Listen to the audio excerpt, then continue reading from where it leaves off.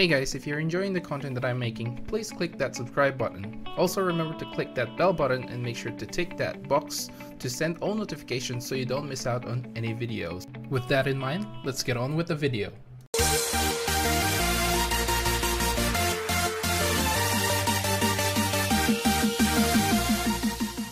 What's up guys, welcome to Munchkins Gaming, where we take your gaming to the next level. This is Munchkins logging in to bring you another Dissidia Final Fantasy Opera Omnia video.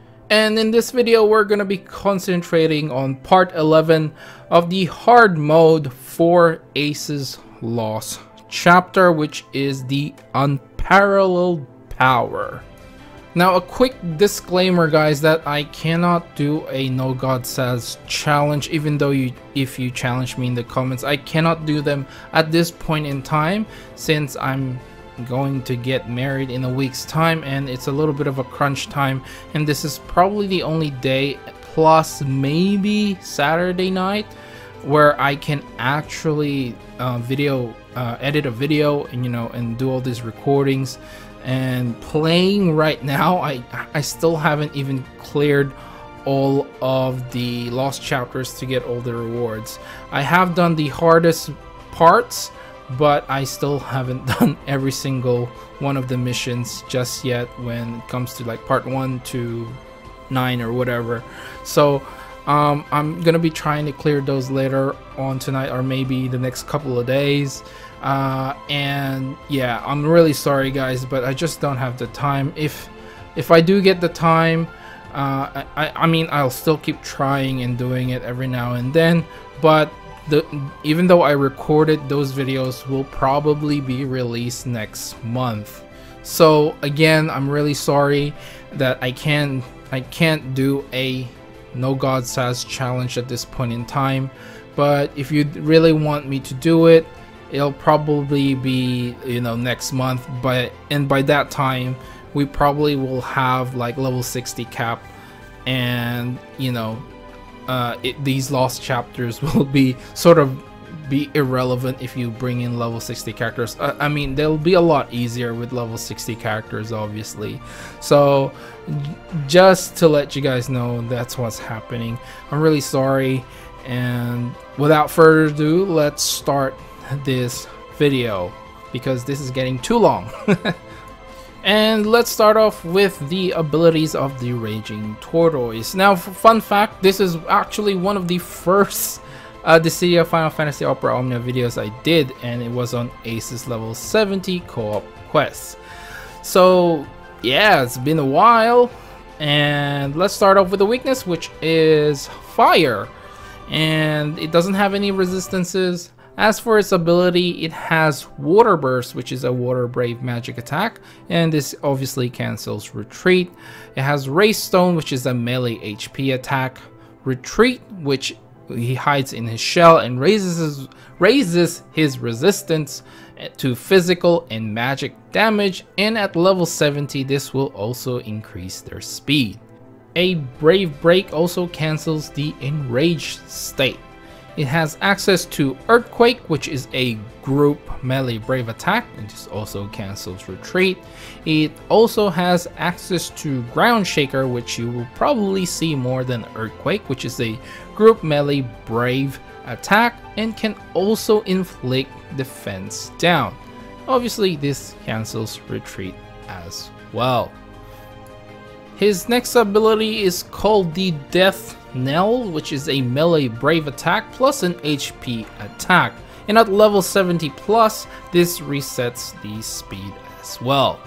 It also has access to Enrage Roar, which gives him a brave and enters an enraged state, and this will be called Guttural Bellow from level 70 onwards. And finally, it has Pacify, which cancels the enraged state and hides in its shell and raises the resistance to physical and magic damage, and at level 70 plus this also raises his speed. And now it's time for some general tips and guides, and for my first tip is to actually save most of your abilities for the last wave. Now this fight isn't exactly hard, but it is long and it's kind of annoying in a way. So saving your abilities to the last wave is probably something you want to do. This is a 5-wave fight, and the raging tortoises have a lot of defense and have a lot of physical and magical resistances. So it doesn't matter which character you bring, and they will receive less damage. So having your access to your abilities is something that you might want to have. And the next one is obviously to bring in the boosted characters such as Ace, Vivi, and Bartz. And other characters you might want to bring that are not boosted are Sephiroth, Kain, because he has access to a HP attack that doesn't need to do any brave shaving. Vincent is good for his live wire ability, and believe it or not, Cloud is also good because you can cancel one of their moves or turns, and obviously the god Saz as well. The next tip is to bring in the brave batteries and healers such as Aiko, Aerith, Yuna, and Penelo. Now I do actually like Yuna in this fight. The only downside with Yuna is obviously she can't heal. That's why you see me using Aiko. Aerith is also a good choice because she can give you some brave battery, but the only downside is that she actually doesn't have a lot of ability usage. And the next tip is for your summon is to actually use Ifrit, because he does have an element. The bosses do have an elemental weakness to fire, so it's high likely that you may want to bring Ifrit here. Plus you get that extra 20% attack if your HP is full. For my next tip is this is for the third boss, and this is to make sure you use all your HP attacks when he targets all, because he'll be using Earthshaker, which means he will be stealing your brave, so you might as well use your HP attack and let him use it without too much trouble. The next tip for you guys is to let you know that every time you break the raging tortoises, they will retreat in their shell. So you make sure when you do break them that you will gain a lot of brave, such as using Sephiroth's fervent blow, which makes it so that you use a lot, you gain a lot of brave. So just something to think about. And finally, this is the main tip for you guys. For you guys who don't have Ace like leveled up or fully geared like I have, my Ace actually only uses a 15 CP weapon, and he only has the armor that you get for free. So this tip is to actually just redo the fight. In case you bring Ace on your first go around, and then you can just leave him out on the next one when you try to aim for the max rewards for the event. And I think that's it. That's all for the general tips and guides. It's time now to hear my final thoughts in this fight. So I feel like this fight isn't that difficult.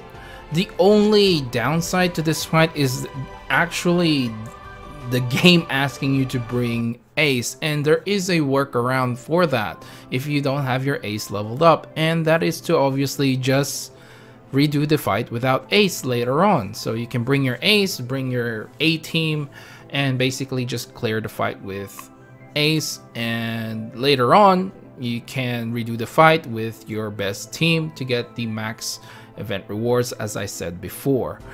And for the most part, that is the only problem. If your Ace is actually pretty good, this is a long and arduous fight. I wouldn't say it's really hard. It's just annoying that all your attacks are pretty much halved and you're not doing as much damage as you normally can. And this is all because of their retreat ability. Now, one thing I didn't mention during the general tips and guides, where I usually do, is to actually kill the boss one by one, and that's what I did here. I tried to aim to kill one of them as soon as possible, and the only reason for this is I didn't want to deal with two tortoises that doing all attacks at the same time. The Raging Tortoise doesn't have a high max brave, but it is still enough to one-shot your entire team for the most part. Well, one of your teammates anyway. It will most likely use like Ground Shaker, as you guys have been seeing in this video for the most part, when it comes to after, you know, it gets its turn. And basically it will keep itself open until you break it again. And the strategy that I actually found here is when there's only one of them left and you still have quite a lot of abilities that you have, and for the most part here I did use Saz here as a friend in order for me to brave shave it quite a lot more often. And this is what happens. This is the turn order that happens when there is only one left. Is basically you do your brave attack and then you do your HP attack. Obviously, as much as possible, you do your HP attacks.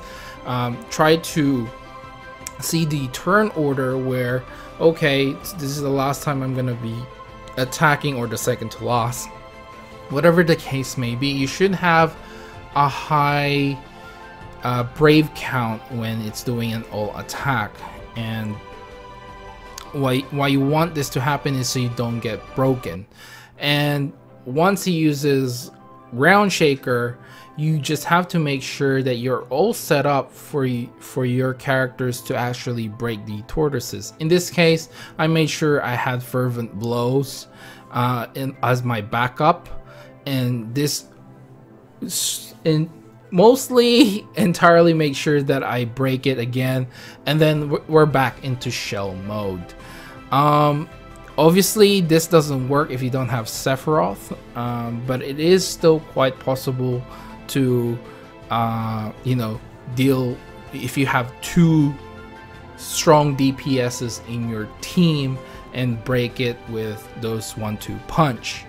The other option that I have for you guys is to actually bring Vincent, and I did mention this, and what you can do is you actually can use Live Wire to reduce the